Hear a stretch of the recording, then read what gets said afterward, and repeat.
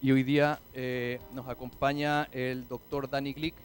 Él es doctorado en Blended Learning de la Universidad de California y hoy día va a hacer una exposición respecto de lo que se sabe del estado del arte de lo que significa el Blended Learning, eh, cuáles son los beneficios, del punto de vista del estudiante en términos motivacionales. Por lo tanto, quiero dejarlos ahora con el doctor Glick, quien va a comenzar su presentación. Gracias. Mr. Glick.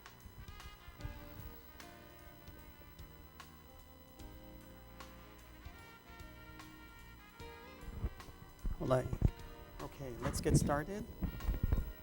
Good morning, ladies and gentlemen. Thank you for joining us. Thank you for joining me. There's like music in the background, yeah. Perfect.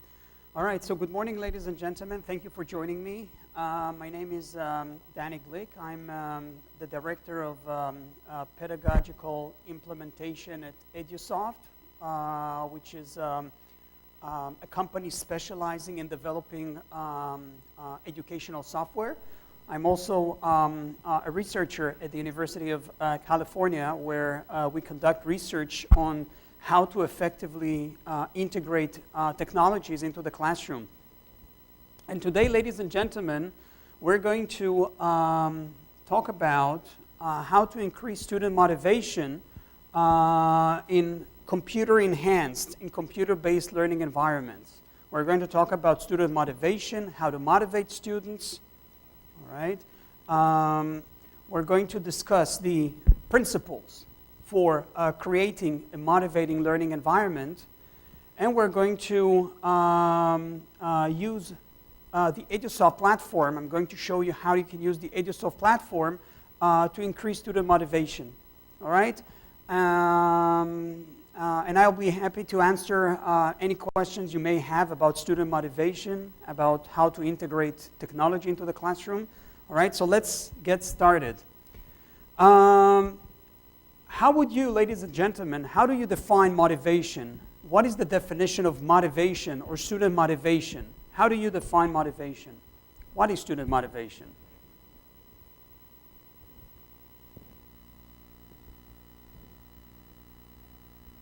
How do we define motivation? What is motivation? Spanish, English, Portuguese. Enthusiasm. Enthusiasm. Enthusiasm, yes. Objetivos. Objetivos, all right. Student motivation, motivación. How do we define motivation in the motivation? Right. A student who is engaged, a student who is motivated, who is eager to complete the task. All right, so motivation, ladies and gentlemen, comes from the word to move, right? Motivation is defined as a desire, right, that urges us to do something, right?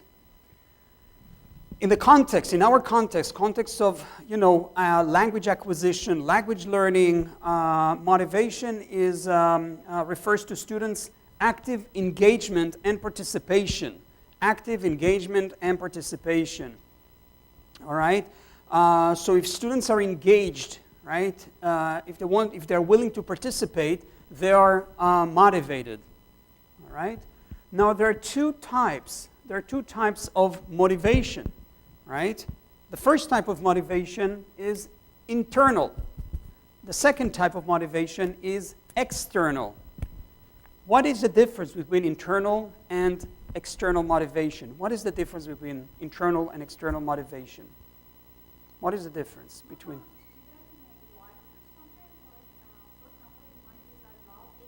Yes.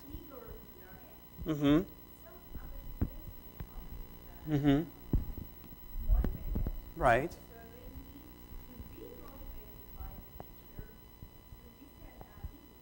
Right.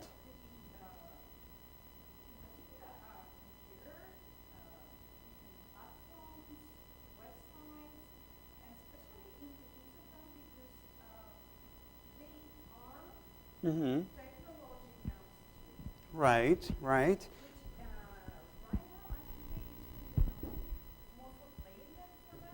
Mm-hmm. Right, right, right. Your name, please? Nora. Mm-hmm. And you're an English teacher or? English teacher. Okay. So the difference, ladies and gentlemen, between external and internal motivation comes from outside, right? It comes from outside. So if, students are getting like incentives, if we're giving them like incentives, incentivos, yeah, in Spanish, incentivos, then they will be more likely to complete the task. So if, they're getting a better job or a certificate, or if they're getting like intensive, or if they get a passing grade on the final exam, these are all external motivational factors which have nothing to do with internal processes. All right, these are all external motivational factors. What about internal? Internal is the student's joy of learning. If the students finds the topic interesting, relevant, these are all internal motivational factors. Right? So there are two types of factors, internal and external. Question, ladies and gentlemen, which of these factors would most influence motivation? I would like you to rank, how do we say rank in Spanish? I don't know. Good.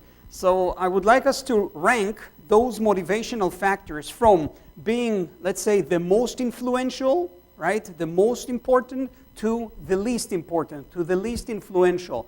Which motivational factor, in your opinion, is the most influential one? And which is the least influential one, and why? Most influential, least influential. Name, your name, sir? Julio. English teacher? Math? Science? Health. Health. All right. Good. Julio. He's highly motivated. All right. So could you please rank those factors from, let's say, the most influential one to the least influential one, and please explain why.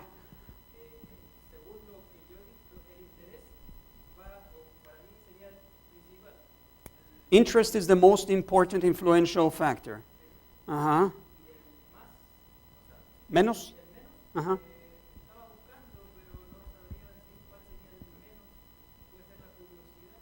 Uh-huh. All right, so Julio says that interest, in his view, is the most important influential motivational factor, and curiosity is probably the least motivational factor. Nora? Yes. Yes.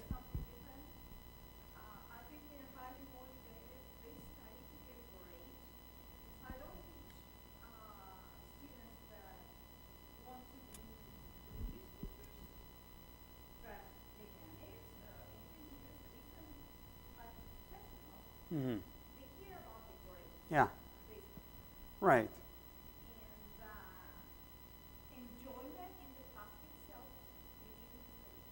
The least important one. Mm-hmm. Mm-hmm. Right. So grades in your view are the most. Yeah. Right. They want to get a passing grade. They want to get a diploma. They want to get a certificate. And yeah. Right. Yeah. Right. So grades, ladies and gentlemen, is this an external or internal motivational factors? Grades, external or internal? External. All right. Yes. Raise your hand, ladies and gentlemen. Please rank those factors from being the most influential to the least influential motivational factors. English, Spanish, Portuguese, Russian.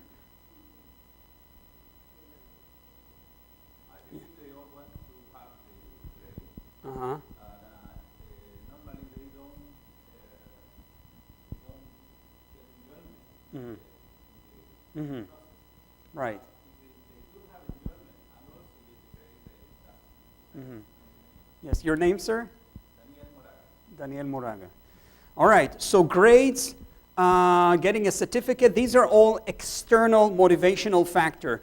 Over the next 40 minutes, I'm going to try and we're going to talk about strategies for increasing student motivation using not only external factors but also internal factors. All right? Yes, please. Yes.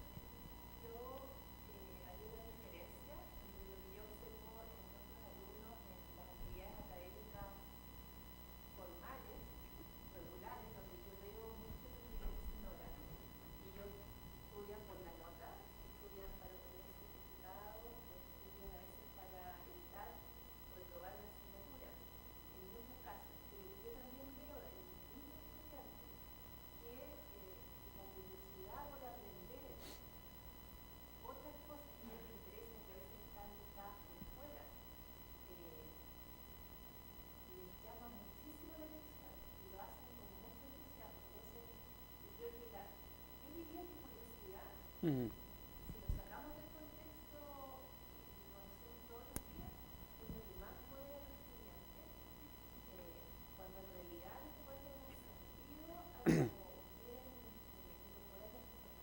Right.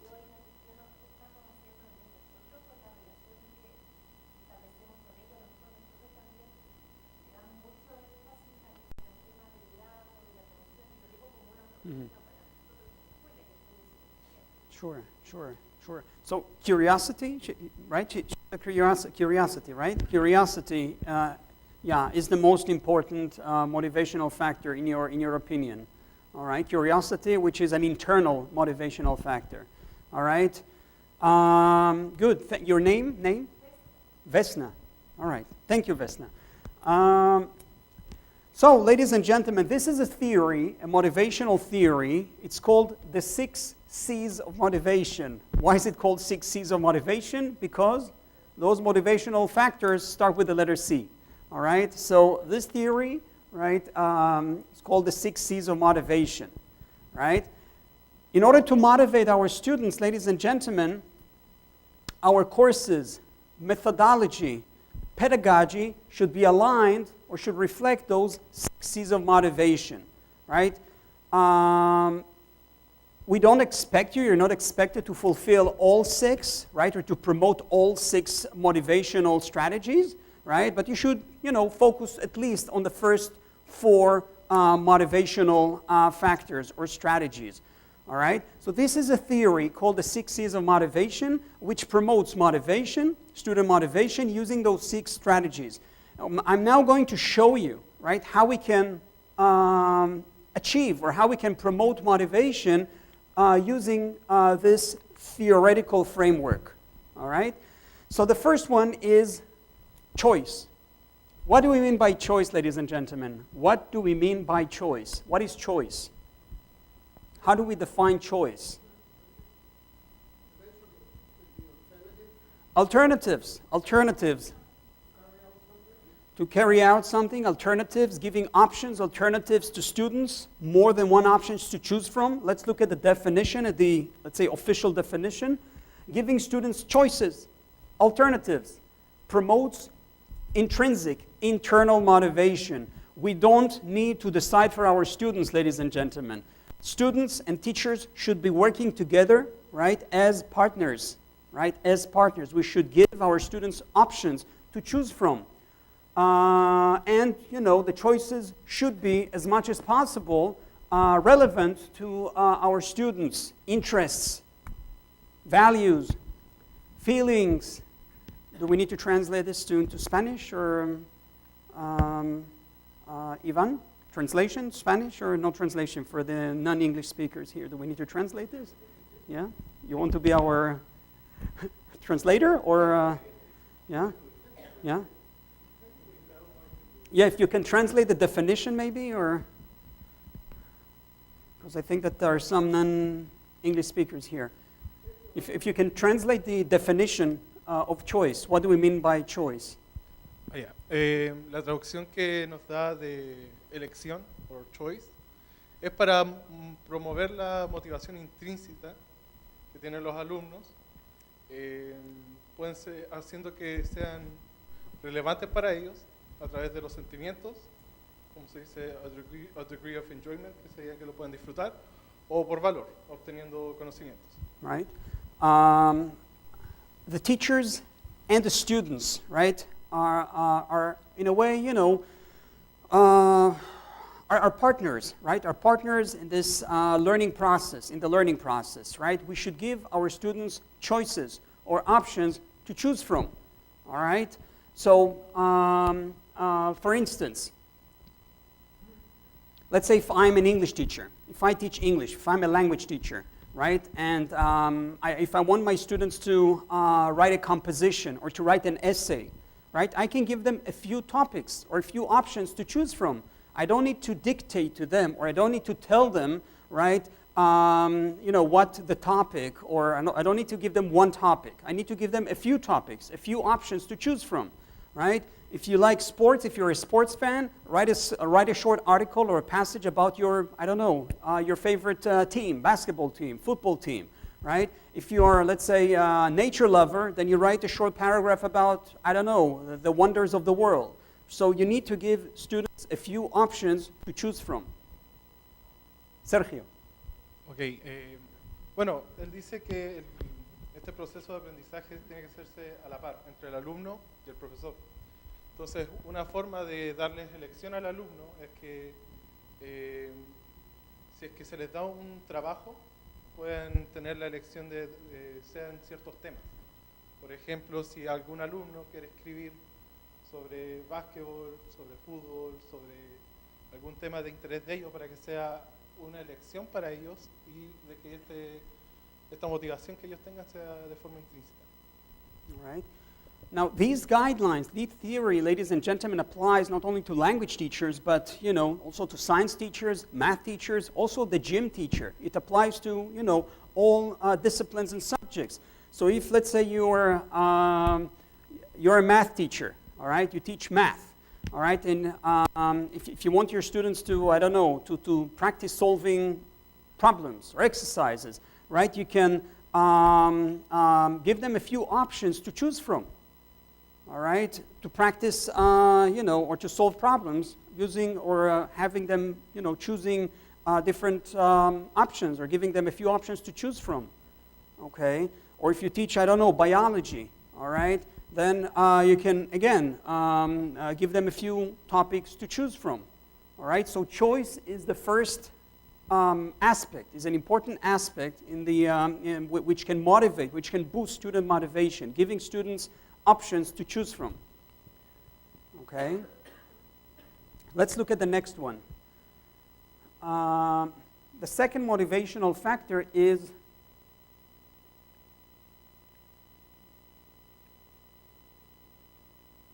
right, we talked about choice. Yes. We're now looking at an activity from our platform which promotes the first motivational factor, choice, right? Students are given a bank, right? A bank of topics to choose from. Nature, sports, entertainment, fashion, business. They're given a bank of topics to choose from, plus they can choose, the articles come at 3 levels, basic, intermediate, and advanced, right? So students can choose the topic and the level of the article, right? So they can choose the topic, they can choose the level, right, in order to increase motivation. Yeah. Okay, este es un ejemplo de la plataforma de EduSoft para dar acorde a lo que es lo que el alumno puede elegir. No solamente hay una base de datos con varios temas, sino que también ellos pueden lograr elegir la dificultad aparte del tema, ya que se divide tanto en básico, intermedio y avanzado. All right. The next motivational factor, the second one, is challenge. Right? The second one is challenge. This is the second motivational factor. What do we mean by challenge? What do we mean by challenge? How do we define, how would you define challenge? All right, so challenge, ladies and gentlemen, is defined as, it's not working. All right, it is working. All right, Challenge, ladies and gentlemen, is defined as placing the expectation just beyond the student's skill level, right? The activity shouldn't be way above their level, and it shouldn't be, way below their level. It should be just beyond the student's skill level. It shouldn't be way above, it shouldn't be way below, right? It should be just beyond the level of the student. This will promote motivation. If it's way above their level, it will be too difficult, they will get frustrated. If it's way below their level, they will get bored, right? So it's either, they will either find the activities boring or way too challenging. And therefore, it needs to be just beyond the student's level. Okay, continuando con los factores de lo que es la motivación, viene lo que es el desafío. El desafío significa poner expectativas que estén un poco más allá de las habilidades del alumno, y esto promueve la motivación.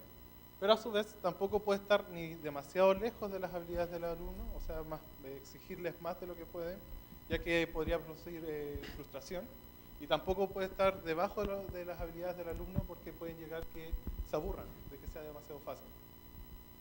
All right. So when using our platform, ladies and gentlemen, students have 3 levels of support to choose from. English only, right? Low support and full support, which is Spanish only. All right, so students have 3 options to choose from. English, low support, full support. Again, this has to do with challenge. You can make the platform more challenging by switching the level of support to English only. You can make the learning process less challenging by changing or setting the support level to Spanish only. So you can change the settings, make the program more challenging, make the program less challenging. Bueno, en la plataforma vemos esto del desafío en la configuración. Uno puede llegar a configurar la plataforma que esté completamente en inglés, como dice English only, tenga un poco de apoyo, que sea low support, que ciertos términos van a estar en castellano, y full support significa que toda la plataforma estaría en castellano. Entonces uno puede configurar si es que queremos que el desafío del uso de la plataforma sea, si es que se puede, solamente en inglés, o si es que nuestros alumnos no tienen esa capacidad todavía, podemos bajarlo un poco para que estén a cierto rango de lo que ellos necesitan. All right, thank you. All right, so we've looked so far at 2 motivational factors, choice and challenge. All right, choice and challenge.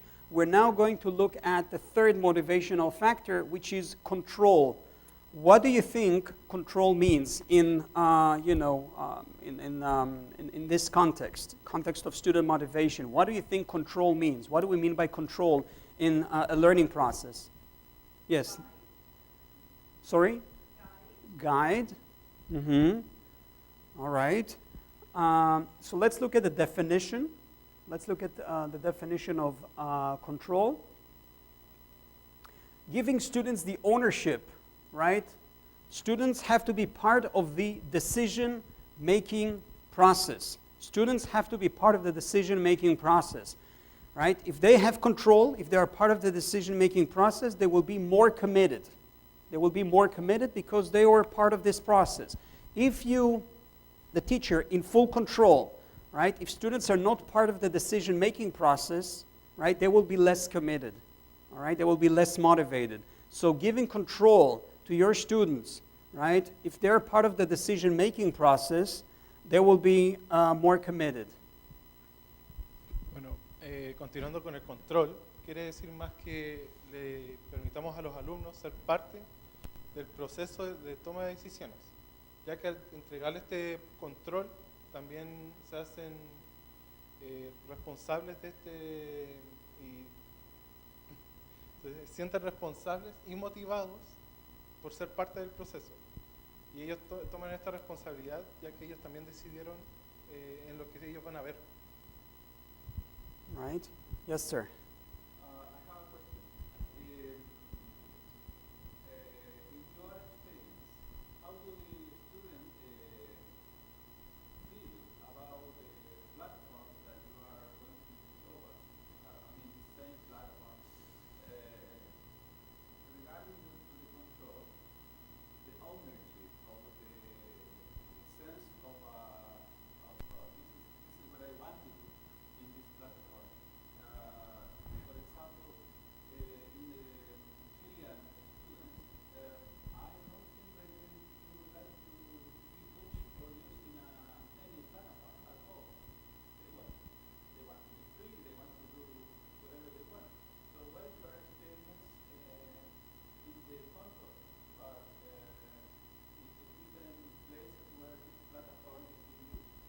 Yeah.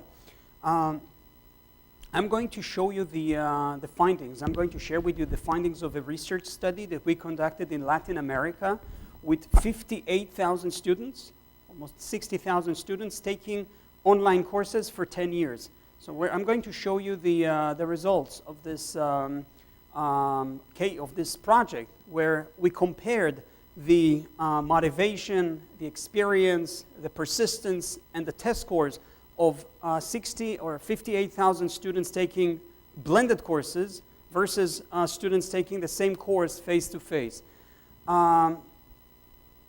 Okay, so I'm going to share with you, I'm going to show you the research findings of overall, yes, overall students need to have some, need to be in control, right? I'm not saying of full control, but they need to have some, you know, let's say low level of control over the learning process, right? What do we mean by control? By control, we mean this, right? For instance, using our platform, students can record themselves, right? They can record themselves, record like short dialogues, right? And students can choose one of those recordings and send one of those recordings to their teacher, right? So they're in control of the learning process. They can choose one of the recordings and send, let's say, the best one to their teacher, all right? So by control, I don't mean that, you know, students should plan the lesson. I don't mean that students should, you know, replace the teacher. I don't mean that, you know, teachers should take a more passive role, all right? By control, I mean that we should encourage or allow students to choose the assignment which, you know, that they will send to their teachers for review or for comments, right? We need to give our students, you know, some control, or they should, you know, be able to choose an activity, a writing assignment, a topic, homework assignment, a project, right, to send to the teacher for review. Another example, what do we mean by control? There are schools which, you know, we've been to, that we are working with, where the course assessment criteria or the course requirement are partially, you know,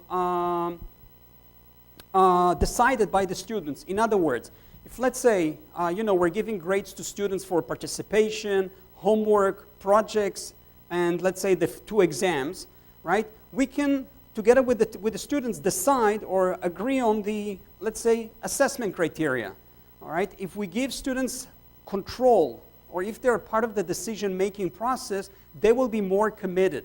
They will be more committed because those decisions are done together with the student. If something is done together with the student, they will be more committed. If we're like dictating, if we're dictating to our students what to do, right, they will be less committed. Okay, Sergio? Yeah.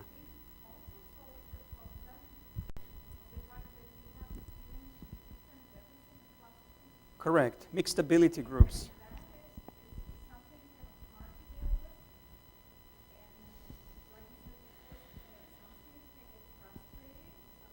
Yes.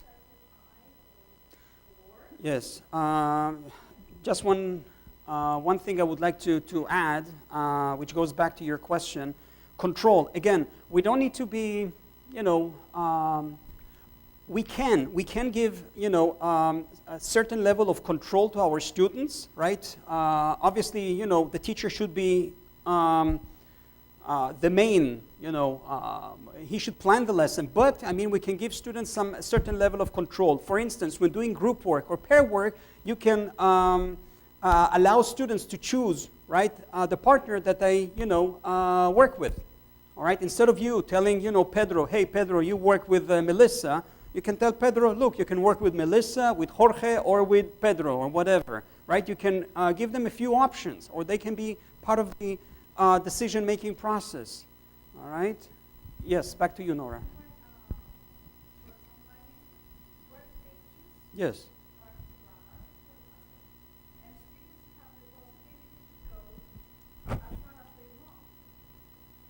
Yes.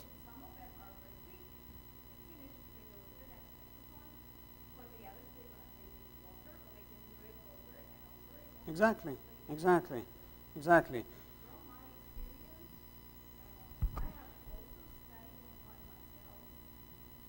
Sure, sure.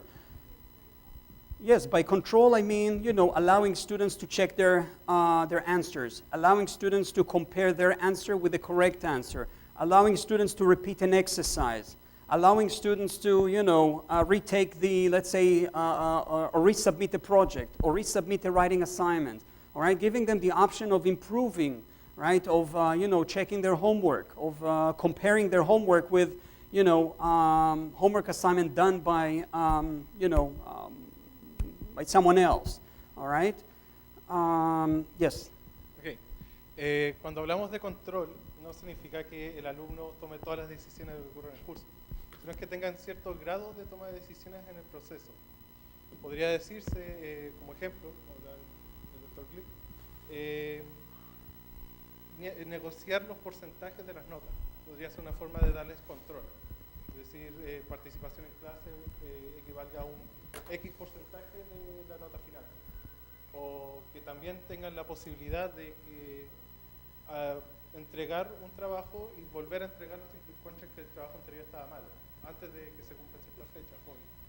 Y en el caso de la plataforma, ellos pueden grabarse hablando en inglés varias veces y ellos pueden elegir cuál es la mejor grabación para entregar al profesor. Y esa es una forma de otorgarle control al alumno y así sentirse comprometido. And this brings us to the fourth motivational factor, which is perhaps the most important one, which is collaboration. Ladies and gentlemen, learning a language, science, math, history is a social process, right? Learning is a social process. You learn by exchanging ideas, by exchanging views with other students, right? You learn by sharing ideas with others. You learn by asking questions, right? By giving answers to other people. Learning is a social process, right? You learn by raising issues, asking questions, discussing, sharing, accepting other people's point of view, or sometimes rejecting, not accepting others' point of view. So learning is a social process. Collaboration has to be part of a motivating learning process. It has to be part of a learning process. Collaboration. All right, there are many learning theories, a lot of learning theories which promote collaboration. Before I talk about those theories, I will, if you can. Otro aspecto de la motivación es la colaboración. Y el Dr. Glick hace harto énfasis en este aspecto, que encuentra que es bastante importante para el proceso de aprendizaje, es que la colaboración hace que el alumno aprenda y mejore sus ideas. También promueve la inspiración al momento de compartir con sus alumnos, con sus compañeros las respuestas, hacer preguntas, ya que el proceso educativo es también un proceso social. Entonces esto promueve también y motiva al alumno a continuar con el programa y trabajar con eficacia. Yeah. So collaboration, group work, pair work is an important aspect of the learning process, all right? There are at least 2, maybe 3 theories which talk about collaboration.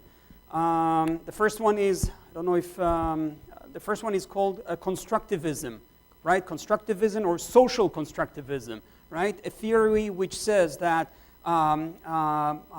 as part of the learning process, we should be sharing ideas, exchanging ideas with other learners, right? With other learners, right? This is an important aspect. This is an important part of a learning process. It's called social constructivism. You construct. Constructivism comes with the word construct. You construct knowledge, right, by sharing ideas with others. The teacher shouldn't be, the main source of knowledge who is talking, being active, and students are passive, right? Learning should be an active process. Students should be active. They should be doing all the hard work in pairs, in groups, sharing ideas, solving problems, right? They need to be active. They should be the main, they should do all the hard work. The teacher shouldn't be the main source of knowledge, all right? The teacher should play the role of a facilitator, right? Facilitator, assigning tasks, encouraging students to work in pairs, in groups, sharing ideas. This is how you construct knowledge. This is how you build knowledge, by sharing ideas. Okay? So, Bueno, uno de las teorías que apoyan la colaboración sería el constructivismo, el aprendizaje constructivista o socioconstructivista, que hace que el alumno sea un agente activo, ya como varios saben, y hace que interactúen entre la responsabilidad que hay en el alumno de interactuar, de construir este conocimiento a través de la interacción con otros compañeros, con la interacción social. Yeah. There is tell me and I'll forget. Sorry. Tell me and I will. See, I'm not using my computer, so all right. Tell me and I'll forget. All right. Involve me and I will understand. Involve me and I will understand. Involve, we're missing a V. All right. Involve me and I will understand. This is I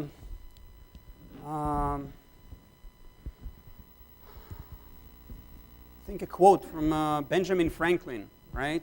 I'll translate. Yes, tell me and I will forget, involve me and I will understand. If you tell students, if you talk to students, if they're not active, they won't remember anything. They won't remember a single thing of what you said, right? They need to be active. If you involve them, they will understand. If you involve them, they will remember. If they're active, right, if they collaborate, if they, share ideas and thinking processes with their peers, they will remember. If they're, passive, taking notes, they won't remember a single thing. Benjamin Franklin una vez dijo, dime y me olvidaré, involúcrame y lo entenderé. Lo que quiere decir acá es que si hacemos que el alumno solamente le dictemos notas y él escriba, con el tiempo se va a olvidar. Pero si lo involucramos en una actividad, involucramos que participe, él lo va a hacer significativo, lo va a comprender. All right, so involve your students, involve them, right? They should work in pairs, groups. They can, exchange ideas with their classmates during class time and after class time, using forums, using blogs, using wikis, using web pages. All right, so they can share ideas during class time, after class time, using our platform. All right, so learning shouldn't be limited, to school hours. Learning can go beyond, school hours. Learning can go beyond, the lesson. Students can share ideas with their classmates. Students can share ideas with other learners, not only from, from this university, from other universities. They need to share idea. You construct knowledge, you build knowledge by sharing. Learning is a social process, ladies and gentlemen. Bueno, aprendemos al compartir y recibir ideas. Y el proceso de aprendizaje no solamente debe estar limitado a la clase o al aula. Esto puede ir fuera de los horarios del aula. En el caso de la plataforma se pueden buscar foros, blogs, páginas web donde uno también pueda comentar y recibir información. Y no solamente que el alumno se quede con la información acá, sino que interactúe con alumnos de otras universidades, de otras realidades también, que hace que puedan construir este conocimiento. All right. Are there any questions, by the way? Do they have any questions about any of these processes? Are they a bit overwhelmed? Any questions? ¿Alguna pregunta, comentario? Yes, sir. Yes.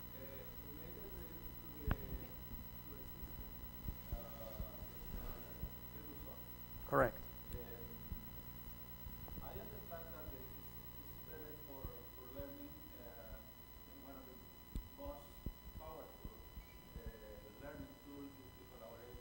Correct. Use that, and I also use that in my classroom. Active classroom is a collaborative classroom. But I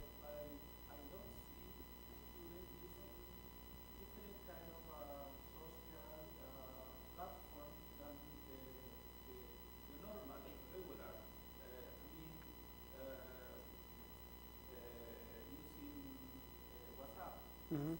all the technology that they have in the cell phone.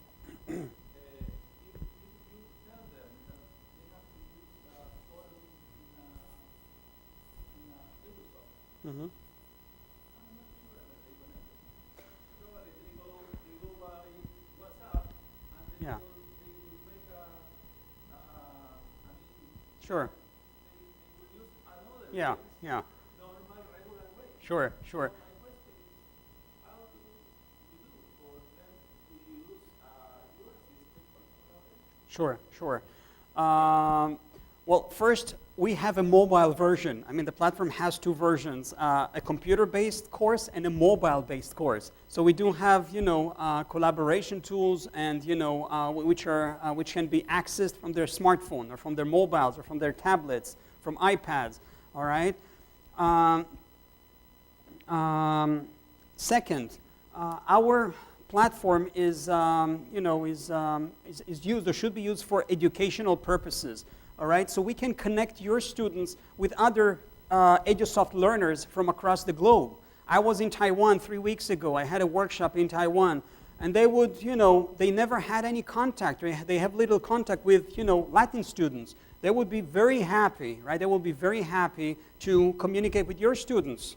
All right, so this is, this platform should be used for educational purposes. We can connect your students with Chinese, Vietnamese, Taiwanese students, right, to share ideas not only about the course, but also about language, about culture, about social aspects. Or if you teach chemistry or biology or math, then we can, connect your students with other math teachers or other math students from across the globe. All right, so this is not, Facebook or Facebook or like a social media tool where you post pictures of of the birthdays of of some parties. This is for educational purposes. All right. So here we encourage students to use the tool to review or talk about the lesson aims, the lesson objectives, and this tool can be moderated by the teacher. This is a project. The one that you're seeing on the screen. This is a project which is run through the one of our partner universities in Spain, in Madrid. And these comments were made by the teacher, Jenny. Jenny is the teacher. So using this tool, the teacher can moderate, can be part of the discussion, can be part of the learning process. All right, so what you're saying is true, right? There are other social media tools, but I think that the advantage that we have is that this tool is used for educational purposes, right? This is more, it can be moderated. It can be moderated by a teacher or by a facilitator, all right? And this is, an environment where your students can connect or can collaborate with other EduSoft learners from across the globe. That was a very long answer to a short question. Yeah, sorry. Yes? Explicando la respuesta, disculpe su nombre. El profesor Daniel Moraga, a diferencia de que ocupen alguna red social para interactuar entre ellos mismos, lo que otorgaría EduSoft es que estos foros son compartidos con otras universidades o escuelas que ocupan EduSoft en otras partes del mundo. Usualmente, él dijo que hace 3 semanas, estuvo en Thailand o Taiwán. Taiwan. En Taiwán. Y él, hay un proyecto que, si mal no recuerdo, haber leído, que tenía con Panamá, que alumnos de Panamá con alumnos de Taiwán podían comunicarse con esta lengua franca que es el inglés, ya que ninguno de ellos hablaba el idioma del otro. Y así interesante el posteo de foros, que también puede ser moderado por el profesor. Eso también es uno de los aspectos que entrega la plataforma. Entonces, a diferencia de ser como grupos sociales fuera de Facebook, que también está limitado solamente a los conocidos de uno, lo que entrega el foro es algo transcultural, que solamente no se limita solamente al aprendizaje de inglés, sino que también pueden aprender de culturas distintas. Y eso también puede ser un factor que motive el interés del alumno a participar en estas cosas. Okay. You're highly motivated, by the way. All right. Back to your question, sir. About motivation and collaboration tools. Our platform comes with forums and collaboration tools. We can connect your students with other non-Spanish speaking students from across the globe. We've opened a few forums where Panamanian students collaborate, where they do project work, right, with Vietnamese students, all right? And Vietnamese students don't speak any Spanish. Those Panamanian students don't speak any Vietnamese, so they use English, right, as a means of communication, all right? The page is loading. So, so we can create forums, right? Our learning environment, right? This is a forum for Vietnam and Panama. Now, there are thousands of messages. There are thousands of messages posted on this forum. Thousands of messages posted on this forum. This forum is about celebrations and happiness. What makes you happy? All right? Ladies and gentlemen, those Panamanian students are not getting extra credit. They're not getting anything for their participation in the forum. We're not giving them certificate. They're not getting extra credit. They're not getting money. They're not getting anything. And guess what? They've been using this forum for 5 years. They've been using this forum for 5 years, every single day. Every single day there are messages posted on this forum for the past 5 years. Why do they use the forum? Why do they, post messages? Because it's interesting. They're in control. They have choice. They can collaborate. This forum, ladies and gentlemen, fulfills those 6 C's of motivation: control, choice, challenge, collaboration. So they're using the forum, they're not getting anything, and they find this task interesting and motivating. Bueno, un ejemplo, y corrigiendo, este es un foro entre alumnos de Panamá y alumnos de Vietnam. ¿Ya? Hay alrededor de, hay aproximadamente unos 1000 mensajes en este foro que lleva unos 5 años, pero lo interesante es que los alumnos no reciben ninguna nota por participar, no reciben ni certificación, nada. Es solamente a voluntad de ellos, y lo que se refleja es que los 6 aspectos de la motivación se ven en este foro. Se sienten en control, colaboran, tienen las elecciones, ya que el foro tiene un mensaje o una pregunta y ellos participan según esa pregunta con los demás alumnos. Recién la pregunta que ellos tenían para postear era ¿qué era lo que te hace feliz? Entonces ahí los alumnos participaban dando sus opiniones. What else? Yeah.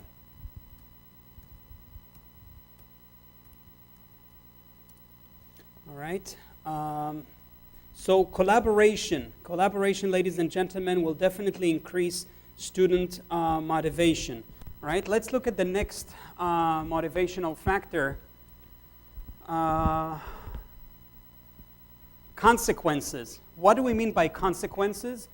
Your student work, right, needs to be appreciated, recognized by others. It needs to be appreciated, recognized by the teacher, by their peers, right? We need to recognize and appreciate our student work, all right? This can be done by, posting their work or uploading the work to the website, uploading their work to, to the forum. For instance, this is a writing assignment. Students can upload the writing assignment to a forum. They can upload the writing assignment and send it to the teacher for comments, right? So in order to motivate our students, all right, their work should be appreciated and recognized by others. They need to get positive reinforcement, feedback from others, from the teacher. This increases motivation, all right? El siguiente aspecto de la motivación sería las consecuencias. Pero cuando hablamos de consecuencias, queremos decir sobre el reconocimiento por parte del profesor y los pares del alumno, de sus compañeros. Cuando se entrega un trabajo y lo recibe el profesor, que demuestre que si se hizo bien para obtener una retroalimentación o también reforzamiento positivo del proceso, de la tarea que realizó.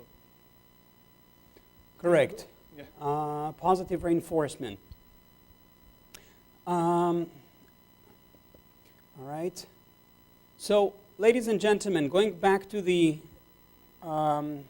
6 C's of motivation, right? There are 6 C's of motivation, right? If you want to motivate your students, to motivate both internal and external motivational factors, your courses, you should give students choice. The course should be challenging. Students should be in control of the learning process. Students should have the option of collaborating with others, their peers or students from other countries. Students, their work should be appreciated and recognized by others. This makes the learning process more effective. Going back to your question, sir, about effectiveness, I'm now going to share with you the results of a research study that I conducted at the University of California together with my colleagues about the effectiveness of this model. All right, now this is a very serious research study that we conducted. It's based on 58,000 students, 58 Mexican students, 58,000 Mexican students who took those blended courses from 2006 through 2016. So we're talking about a period of 10 years or 11 years, 58,000 students taking our courses, and we compare their learning outcomes. We compare their achievements against a group of students taking the same course face-to-face. No collaboration, no control, no choice, right? So we compare those two options, the technology model and the traditional model. Bueno, donde se ven estos aspectos de motivación, se hizo un estudio de este modelo educativo del aprendizaje del blended learning que involucró a alrededor de 58.000 alumnos mexicanos.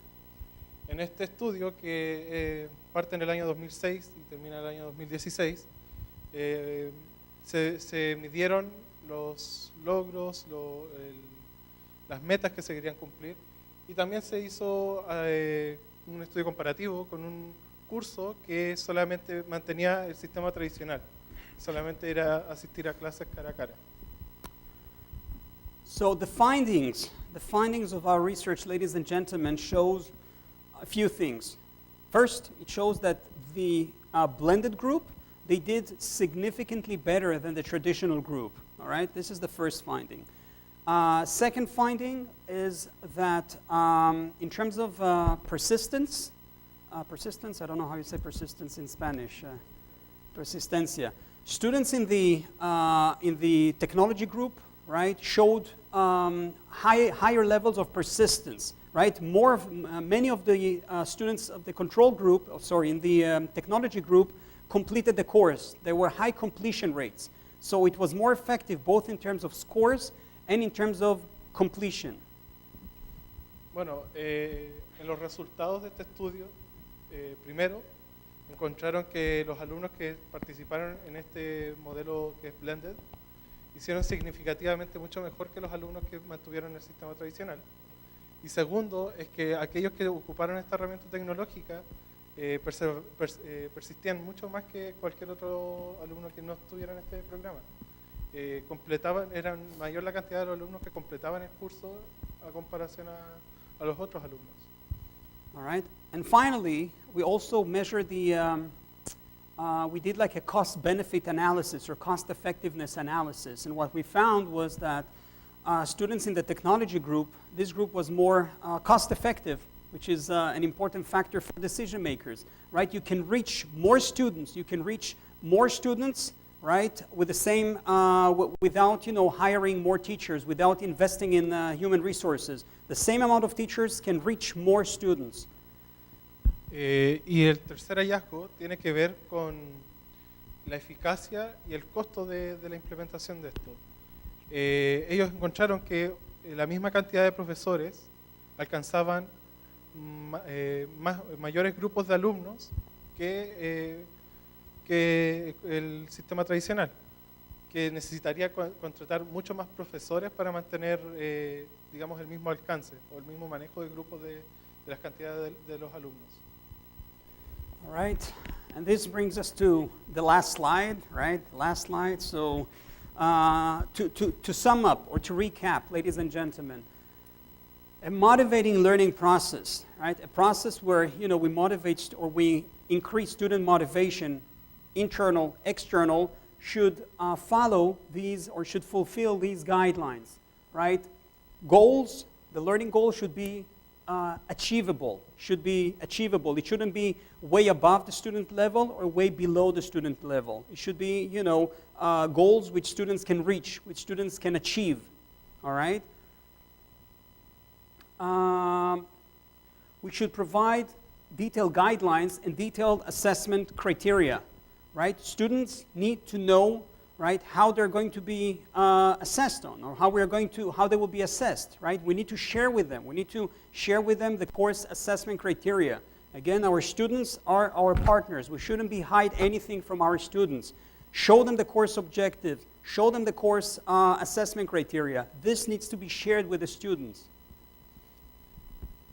Bueno, resumiendo y concluyendo, hay que tomar en consideración estos aspectos antes del curso, de fijar metas que puedan ser alcanzadas por los alumnos, que no sean ni muy difíciles, pero tampoco fáciles, que las metas y las guías del curso estén detalladas, los criterios también, el sistema de evaluación también, y que no se esconda ninguna cosa del alumno, porque se tiene que trabajar en colaboración. Second, students should be involved in the decision-making process, right? We should give them, a few options to choose from. Right? We can give them, a few topics to choose from. They need to be part of the decision-making process, and they should work in pairs, in groups, collaborate with other students, right? In order to promote or increase student motivation. And finally, consequences. Their work should be recognized and appreciated. They can upload their work to a website. They can upload their work to a forum, to a blog. All right, their work needs to be appreciated. Bueno, durante el trabajo tiene que ser hecho en colaboración con sus padres, tienen que ver este proceso como una forma de aprendizaje colaborativo. Y previo, se tienen que ver las consecuencias de que el trabajo que realizan lo puedan ver entre sus padres y sea apreciado por el profesor que es bueno. Yeah. Are there any questions, ladies and gentlemen, about this model, about this 6 C's of motivation model, this framework? Are there any questions? All right, I would like to ask you something. I would like to ask you a question. Do you feel that you can use this model, you can integrate this model or follow these guidelines with your students? Is this something that you will are willing to, to incorporate into your teaching? Ahora, mi pregunta es si ustedes son capaces de integrar este sistema de aprendizaje en sus cursos. Do they see any value in this model? ¿Algún tipo de valor en este sistema? I've worked with blended learning before, so I've had some experience. And part of the problems I have a question Yes. how to deal with the problems that I encountered. The students would wait until the deadline to complete the work online. So you would tell them, you would give them an assignment, and they would work autonomously at home. And then you would be in class in the face-to-face class and have to review over everything that they had to work on at home. So they would complete the work, but not in a timely manner. Yeah. How would you deal with that situation? I will do what Donald Trump does, fire them. No, there should be a few assessment points. There should be a few assessment points during the course or throughout the course, right? When students are assigned a project or a task to do, the task should be assessed and evaluated every few weeks or every few days, right? We shouldn't wait for the very last moment, right, to evaluate our students' assignment. We're promoting, there are 2 types of assessment. There is formative assessment and summative assessment. right? Summative assessment is, when we assess students at the end of the course. Formative is when students are assessed regularly, every single week, every single lesson.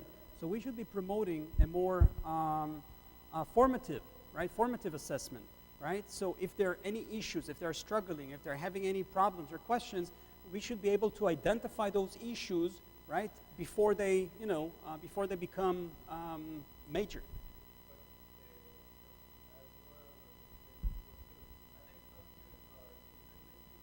Yeah. Yes.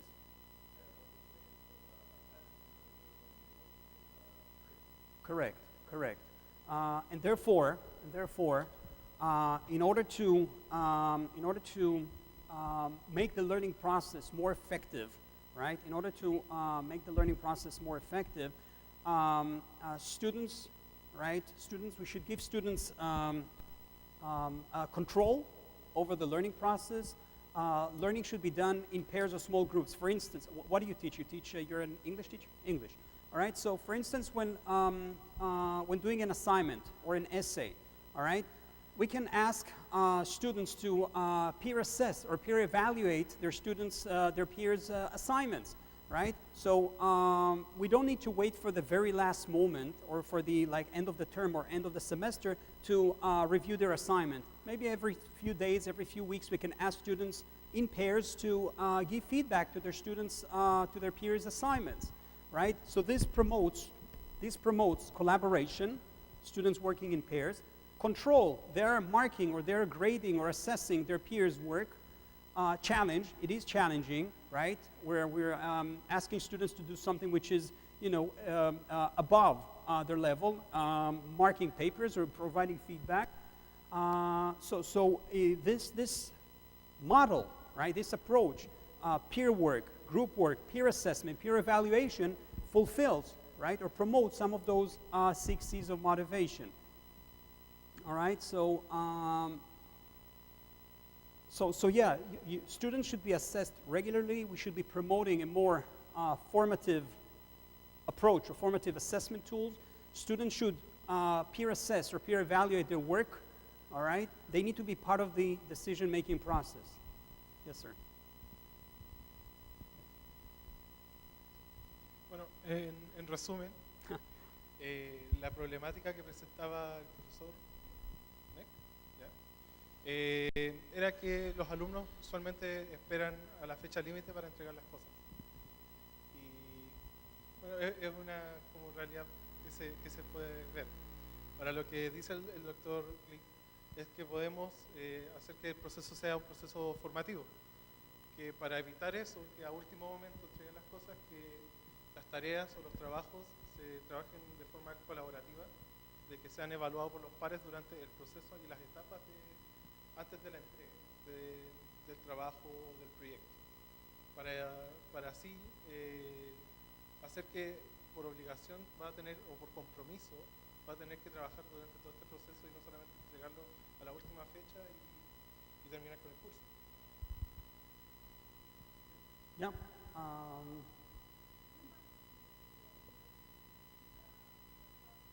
Yes.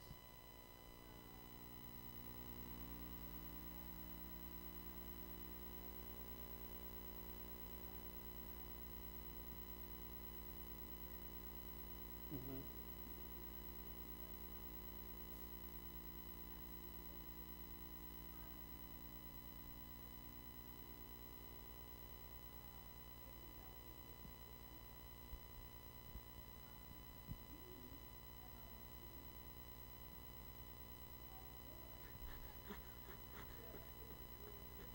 She's not motivated. Yeah. Yeah.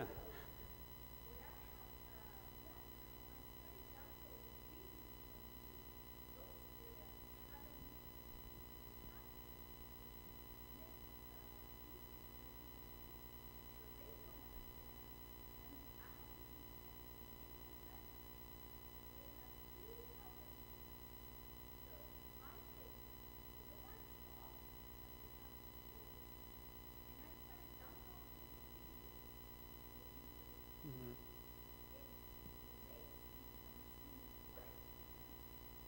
On YouTube. Yeah. Yeah, yeah, yeah.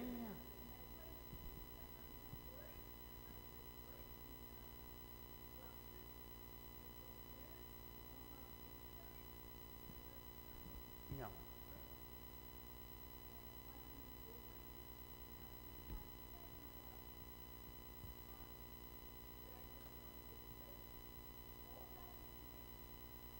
Sure.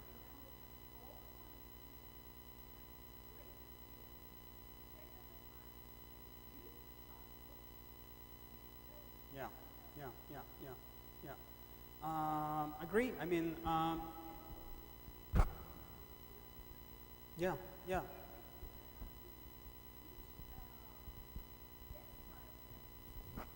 Yeah. Sure, sure. So yeah, using our platform, I mean, teachers can upload, let's say educational videos or instructional videos to the platform, right? You can use our videos, right? There are like thousands of videos and lessons that have been, designed and developed by our instructional designers. You can use our content. You can upload your own content. The platform comes with an authoring tool, with a content creation tool. You can create your own content, upload your assignments to the platform. The platform comes with a test generator. You can create your own tests, right? An online test, right? You create your own test, which will be marked, which will be scored automatically, right? So you create your own content, you create your own assessments, right? You create your own course, right? So using our content, you can create your own course or use the course, right, as is. Right, so it's flexible. You can use the course as is, or you can make some adjustments or customize the course according to your and your students' needs. Yeah.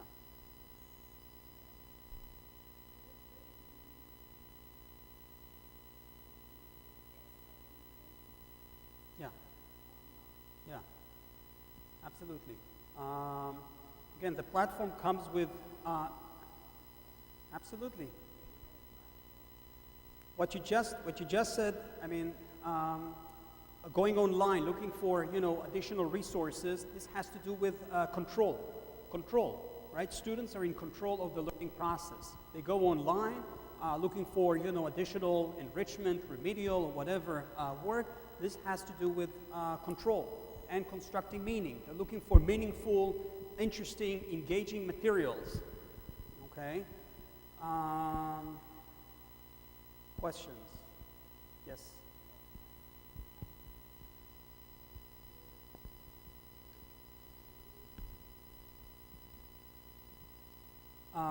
You mean for teaching Spanish? All right. The platform. Look, the platform comes with a content creation tool or an authoring tool, right? You can use the authoring tool to create your own courses. Yeah. Yes. Yes.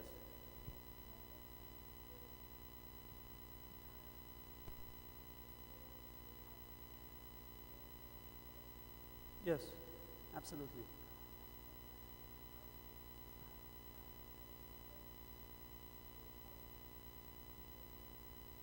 Yes.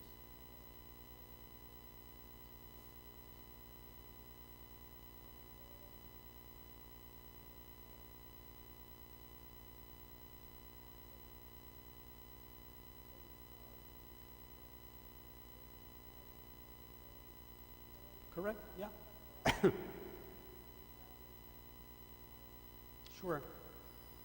The first of all, we are going to give everyone like a demo account. We're going to give everyone a demo account. We have a demo. We will give them a demo account. The platform has a bank of exams, online exams. You can create your own exams. Exams are scored. They're scored automatically by the system, right? And from the LMS, the learning management system or the teacher management system, you can monitor their progress. You can identify students' weaknesses and strengths, all right? Analysis can be done at the student level, group level, class level, or school level, all right? So you can do the analysis, both at the micro and macro level, all right?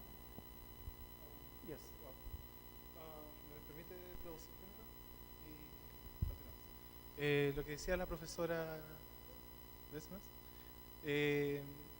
la plataforma, aunque el producto que se está adquiriendo es en inglés, también se puede adaptar para otros tipos de cursos, no solamente para inglés, ya que existen herramientas dentro de la plataforma que uno puede hacer el contenido desde cero, no solamente con lo que otorgan la base de datos que tiene de usuario. Sí, también se puede escribir en castellano, ya que las herramientas que se otorgan estarían listas. Previo a eso, la profesora Nora habló sobre tener varios tipos de contenido que ella ocupa para sus clases, que usualmente ocupa distintas plataformas como YouTube o otras páginas, ¿no? La idea es que a través de estas herramientas para crear contenido uno también puede mezclar todo eso en una sola plataforma, en un solo lugar. Los videos se pueden subir ahí, o cualquier tipo de artículo también se puede subir ahí para hacer el curso. Y también para evaluar a los alumnos, también uno puede crear la prueba, aparte de las pruebas que ya están ahí, que se pueden dar desde cero. Y se pueden dividir los resultados, se pueden ver por alumno, por curso o por carrera, por así decirlo, a nivel micro a macro.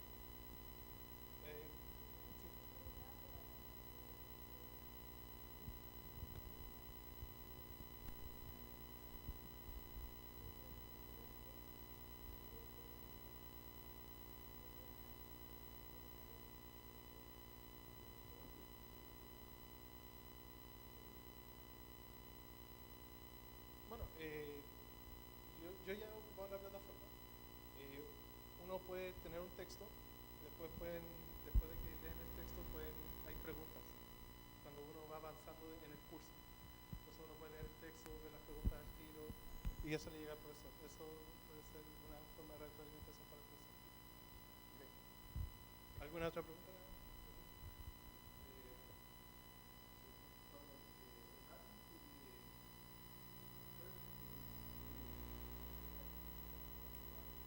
Yes.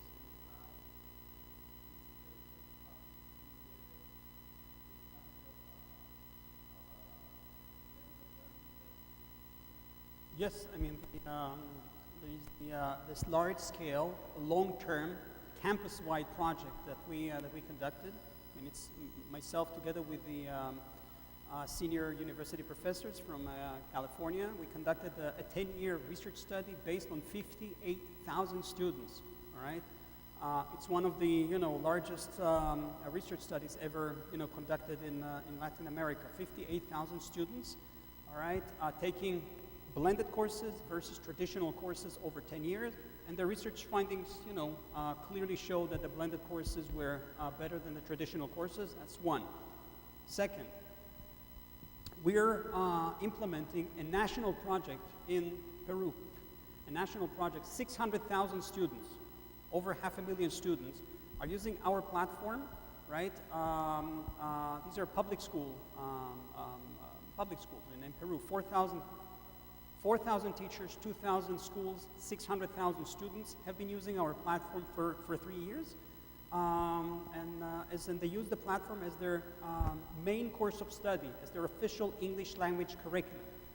All right, and we conducted studies analyzing the outcomes of this project, and the findings of our research shows clearly that there is a correlation or association between time spent online, time spent on the platform, and outcomes, right? Students who spend more time online using our platform, they outperform, they do better than students who are not using the platform regularly. Research is based on 600,000 students. Yes.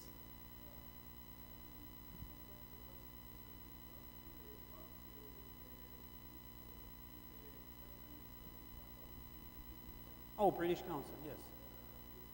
Yes.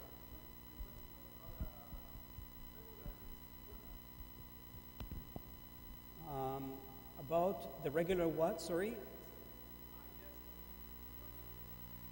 Yes, yes, peer-reviewed journals. This paper was submitted for publication. This paper was submitted, this paper was, this study was conducted last year. It was now submitted for publication. It is being reviewed. It will be published either in the Journal of Internet and Higher Education or Computers and Education, which are journals with high impact factor. So this will be published soon, either in Internet and Higher Education or Computers and Education.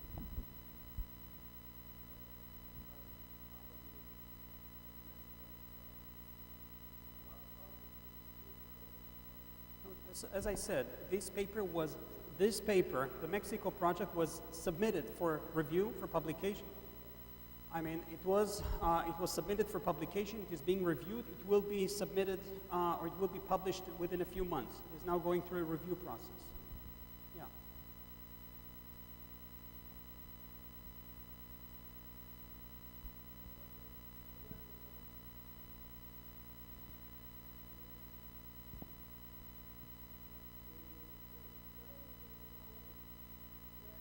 Yeah, go ahead.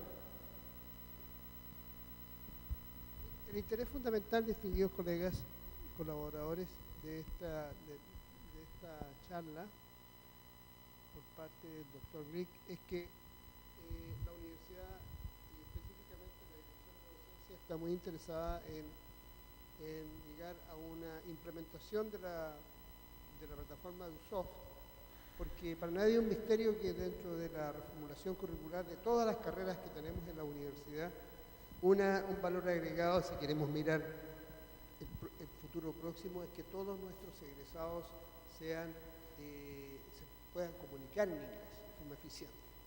Ya decenas de años hemos formado profesionales en las distintas áreas, por ejemplo, en la salud, ¿cuál es tu?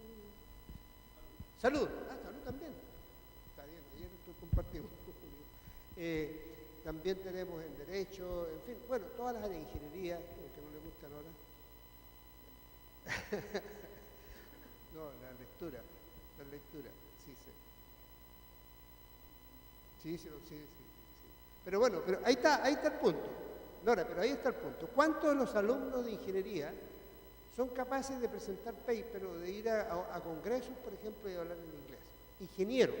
Hoy en día el mercado establece que un ingeniero, ya que estamos hablando de ingeniero, hay una diferencia más o menos aproximada a los 500.000 pesos para comenzar a ganar la diferencia que hace en que es proficiente o no en inglés. Y lo mismo para otras carreras de las otras facultades, otras áreas que desempeñamos. Entonces, en un momento nosotros dijimos, yo recuerdo, yo trabajo en el Departamento de Idiomas Extranjeros, que lo que había que aprender era chino mandarín. Quiero que hicieron los chinos, ellos empezaron a aprender inglés y nos han ganado. Entonces, en ese contexto, nosotros tenemos que usar una estrategia que nos permita ser proficientes en inglés en un tiempo relativamente breve. ¿Ya? Para eso es la presentación de esta plataforma. No obstante, esta plataforma también permite otras variantes, como se respondió a Berna Carles delante, no solamente para inglés. Vamos a continuar avanzando porque esto es todo un proceso, ¿ya?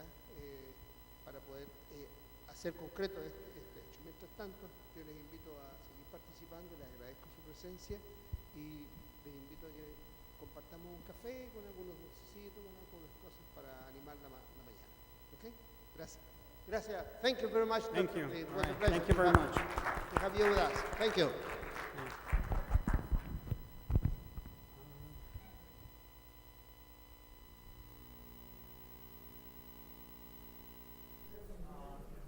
We can get